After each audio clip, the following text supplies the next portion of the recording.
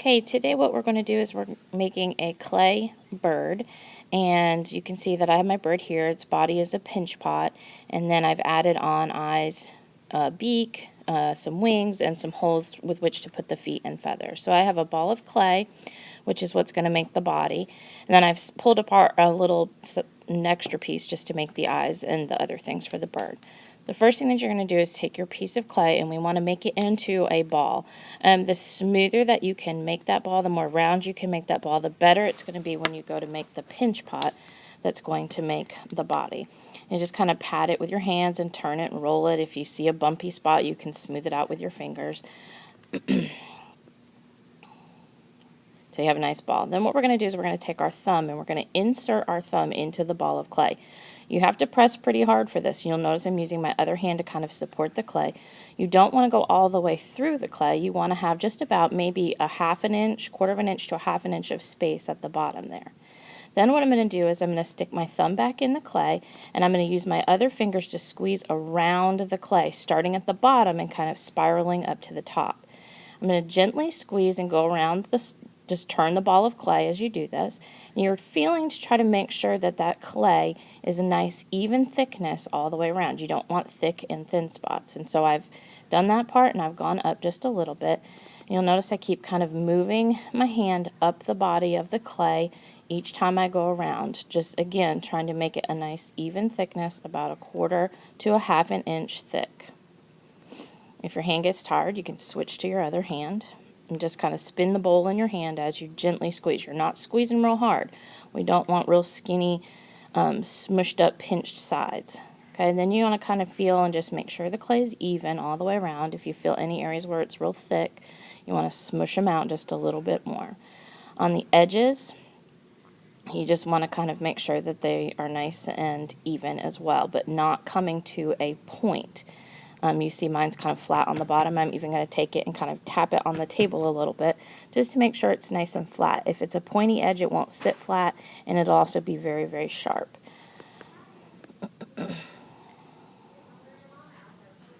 Okay, so now I'm just going to kind of take my fingers and just smooth out the body of the bird.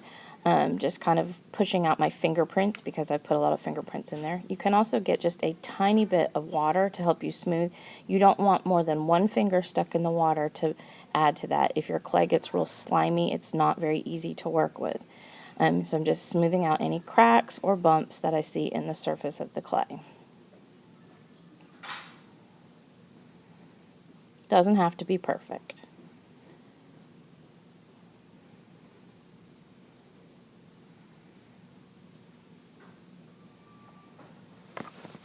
Okay, so once I've got it like I would like, I'm going to set it aside. Now I'm going to use this extra piece of clay that I have to make the eyes and the beak and the wings. So the first thing to make an eye, what I like to do is I just roll a little ball of clay. And once I have a little ball of clay rolled, I can either put it on the eye on like that, or I can squish it into a little disc. And so you can see on my finished example, I have little disc eyes. So I've kind of flattened out that little ball of clay. I'm just going to use my finger to smooth out any cracks that form on the edge and kind of think about where I want that eye to go. Then I'm going to repeat the process and make a second eye, again a ball of clay, and then smush it into a little disc. Okay, so I have my two eyes. Now what I'm going to do is I'm going to take my extra piece of clay, and I'm also going to make a beak. And so you can either kind of just squish it into a beak shape, or I again like to start with a ball, and then that makes it a little smoother and easier to work with. Then I can form it into kind of a triangle shaped piece that's going to be the beak. You want to make sure that your beak is not too long and skinny. The other thing I'm going to do is make some wings, and so I have a piece of clay here, and I'm going to flatten it out just to make a pancake. Again, don't make this too flat. You want it to be about a quarter of an inch thick. You're going to press it till it's nice and flat, and then I'm going to take a tool with a pointy end on it, and I'm going to cut out a little shape of a wing, and I'm just doing just kind of like a teardrop shape almost. And so once I have that teardrop shape, then I'm going to take and smooth out those edges because they'll be a little rough from where we cut it. And so I'm just going to take my finger and smooth them out. Again, we don't want any sharp edges once this clay dries, so anything that's not real smooth is going to be sharp. Once I have the wing kind of like I want it, then I'm going to take that leftover piece of clay that I have and see if it fits. If it doesn't fit, you can just kind of flatten the clay out a little bit more, set your wing on there, and then use your sharp tool to trace around that one so you have two wings that are the same.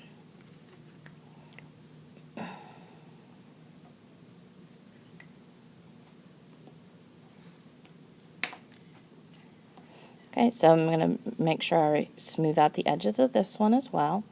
And then once I do that, I'm going to be ready to start attaching all of my pieces of clay to my bird. So there I've got two wings. Okay, so when you go to attach, what's really important is that we do two things. We have to scratch the surface of the clay, and then we have to, and we'll use a little tool for that, and then we have to put down just a little bit of water. If we just set that piece of clay on there, as that dries, that eye is just going to pop right off. So we have to be real careful about that. We want to make the pieces of clay really stick together, and so scratching and adding some water helps it to do that. If you think about clay, so you take your tool and you can see me scratching up the surface of the eye right there, the back of it, and then where I want that piece to go, I'm scratching that up. The more you scratch it, the better. You want those grooves to be pretty deep, but not so much so that they go through your piece of clay. Because clay, so there I've got both scratched. So clay is smooth, and if you have two smooth pieces, they're just going to slip. If we scratch them both, then they're going to stay. They kind of lock in place. So I've got both pieces scratched. So what I'm going to do is just stick one finger into some water, and I'm just going to put 2 or 3 little drops of water. Then you're going to take and stick on the eye, and you want to make sure that you press it down. You really want to kind of press and make sure that it's on there real good. You can kind of give it a wiggle to make sure it doesn't pop right off. And then it should be stuck on there pretty good. Okay, so now we're going to repeat the process for the other eye. Just kind of measuring to see where I want it. I'm going to go ahead and score the surface of the bird, where I'm going to put the eye, and then I'm going to score the back of the eye again. Just kind of really scratching up the surface. Make sure you want to scratch it more than you think you should.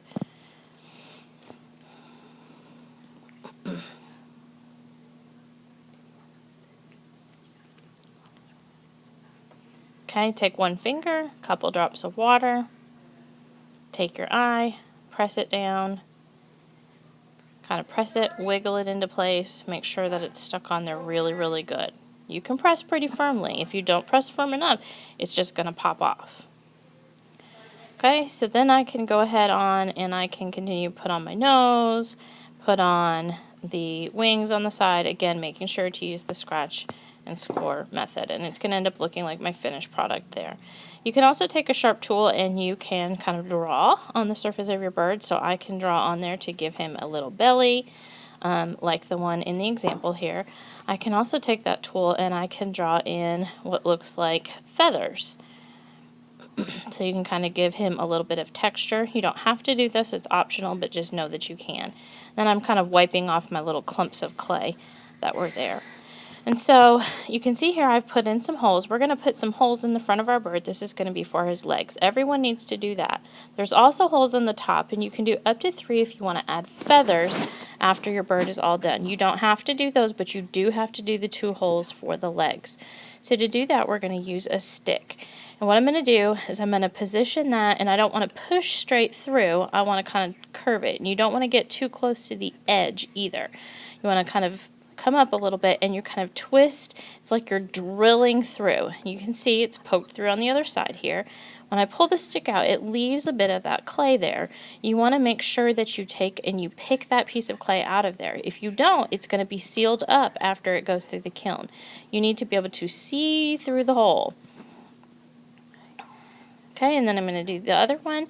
Again, I don't want to be too close to the edge. I'm going to kind of twist and push till it pokes through. Make sure I clean out that extra bit of clay and just set that aside. And then I've got the holes for my legs. To do the holes for the feathers, it's the same process.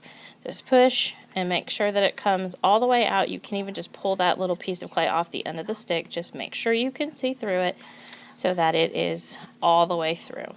So pretty much once you've done all of those steps, your bird is basically going to be done. You're going to take a sharp needle tool, and in the back of your bird, you're going to real lightly, again, you don't want to dig too deep, you're going to put your initials, and then, of course, you also want to put your class code, because that's how I know which classroom you're in, and I can get your bird back to you. If you don't have your initials and your class code, then you may not get your bird back, because we won't know who it belongs to. So once you've done all of that, you'll bring your bird to me, and I will show you where to put it so we can dry it, and then we'll fire it in the kiln, and you'll end up with a bird that looks like this, which we will glaze later on.